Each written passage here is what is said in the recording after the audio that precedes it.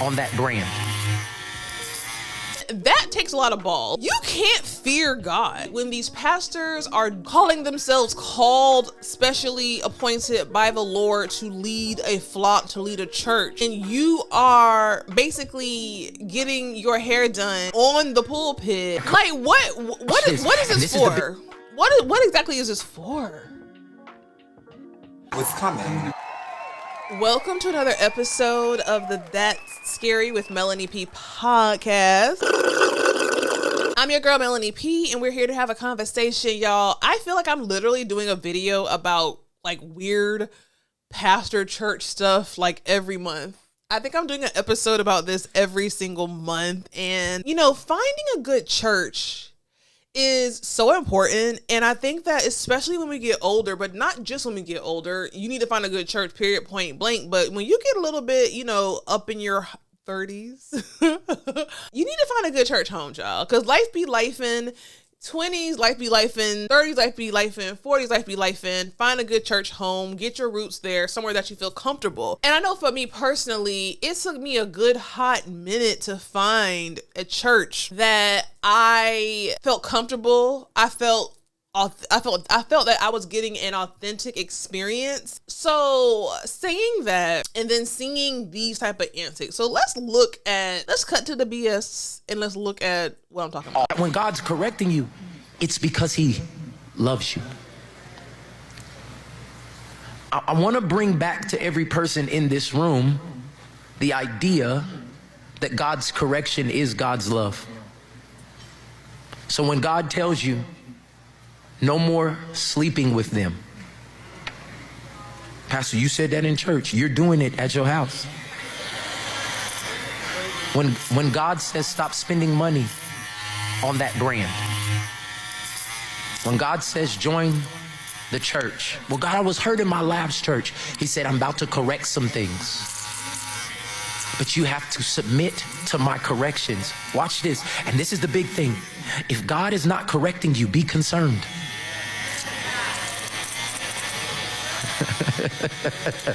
Any area of my life where I'll be like, every area of my life is good and God ain't got nothing else to do, I'll be like, either I'm not listening or he stopped speaking. And the church needs to be awakened to the fact that as long as we are in this Christian walk, there will be something that God is trying to get off of us. Okay? So hear me. And I know a lot of y'all used to me running around, jumping around and doing all the other stuff. And you're like, man, this is different. Just watching him sit there.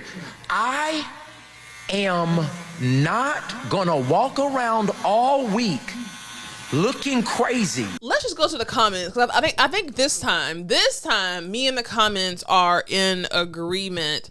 Some of the comments say, the barber said, earliest I can do is Sunday at 10 a.m. Paul would have sent a letter ASAP. This guy is a weirdo. LOL, one of his members will defend this by saying, y'all didn't see the full clip. I sent what I needed to see. Pastor less than performer. That's what that means. I'm not sure what that means. This dude is completely out of order. Biggest threat to Christianity is the American pulpit. Unfortunately, he constantly takes the attention off of Jesus and places it on himself. He could be truly saying something of importance and biblical, but sadly his attention seeking gets in the way. Now, this is the comment that I really resonate with. You know, if I was listening to this, just the audio version and not looking at the antics of him getting his hair cut while he's preaching, then I think he's saying something really, really good, right? But what is the point of this? What is the point of this? And like the comments say, I'm sure somebody will say that, oh, you didn't see the full clip. And I understand that we live in a society, I'm guilty of it, but we live in a society to where these clips take roots and they grow a whole story that may not be the whole story and people talk about it. I understand that. One constant of these stories that I do is Christians, people, pastors have to be so careful of what they portray. And I really feel like when these pastors are calling themselves pastors, calling themselves called, specially appointed by the Lord to lead a flock, to lead a church, and then you are basically getting your hair done on the pulpit talking about God, like the person said, the attention is now taken off of the word. The attention is now taken off of God, and the attention is on, like, why is this man getting his hair cut? Like, at the end of the day, the barber clips are so damn loud, like, you can't even really hear fully what the man, like, you know, you're distracted. You're distracted based off what we're seeing here, and it's not necessary. And so, let's keep it a buck. You would literally only do this if you wanted clickbait, if you wanted something like, let me do something real extra to get the people's attention, but you're getting the people's attention in a negative way. I do not feel like nobody's looking at this and being like, let me go to church on Sunday, or let me go to his church on Sunday, or let me dig into this pastor and see what he's talking about. Like, all the comments are negative.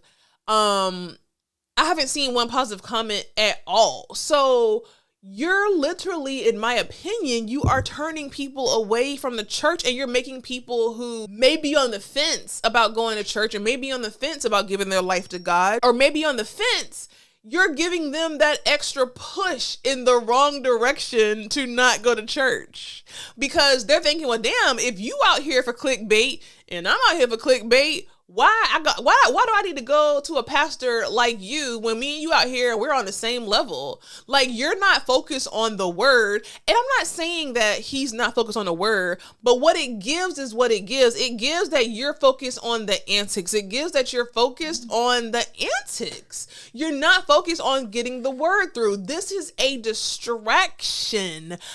This is giving ghetto and hood to me. I'm sorry. Like, this is giving just like, you know, this is not giving, let me tune in more.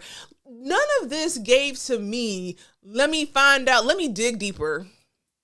None of this gave to me, let me, you know, see who this pastor is and see what else he talks about, because maybe he's saying something that I need to hear. Nothing gave that. It actually gave the total opposite. Now, I grew up in church. I go to church on Sunday. So I'm thinking about the times that I wasn't in church, or I'm thinking about, you know, maybe when I wasn't close with God, or trying to be as close with God as I can be. Would this honestly make me want to go to church? No, it would not, because all I'm seeing is antics. And it's like, damn, shame on you. I would be so afraid. You always hear so often pastors doing stuff. You know, it was, what's a pastor? It was Marvin Sapp. Then it was, you know, allegedly, what's his name, that with the Diddy and the oil, allegedly. But it's always some type of scandal going on in the not black church, child, because it's going on in all the churches. But it's always some kind of scandal going on in the church. And that takes a lot of balls, because you can't fear God. Now, again, let's back up here, because I'm not in this man's heart. I'm not in this man's brain or mind, and I don't know what his convictions are. And maybe he could have thought, maybe this is a cool idea. Maybe he's actually preaching for the youth. Maybe he's at a youth convention. I doubt it. But maybe something in him thought that this was a good idea. I just don't understand. Like, if you're truly called by God, what in the world could make you think that this would make sense? Like, there is clippers buzzing in the microphone. It's really kind of cringe. It's honestly very cringe to watch. On that brand.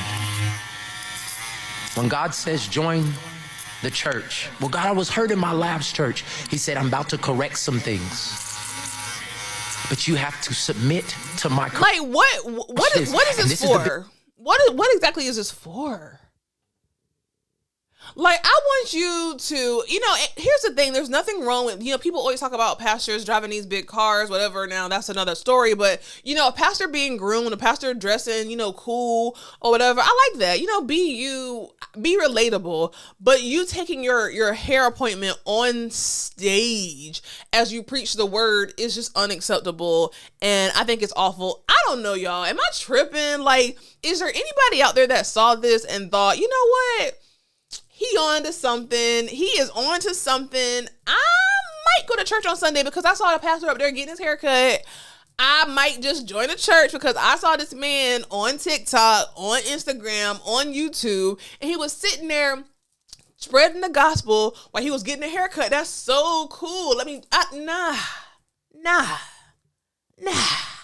And you can literally see by the comments that ain't nobody looking at this and like, let me give my life over to Jesus. And that's what it is. Like, I would be so scared. Like, I'm not called to be a pastor, obviously. I would be so afraid to be called to be a pastor and to be doing stuff as a pastor that is literally pushing people away from the church. I don't know. Listen, y'all. Let me know what you think. You know, was this new? Was this innovative? Was this catchy? Or was this truly just cringe? And was this truly just, let me focus on me and not God? Let me know your thoughts below, Melanie Peeps. And I will see you in the next episode.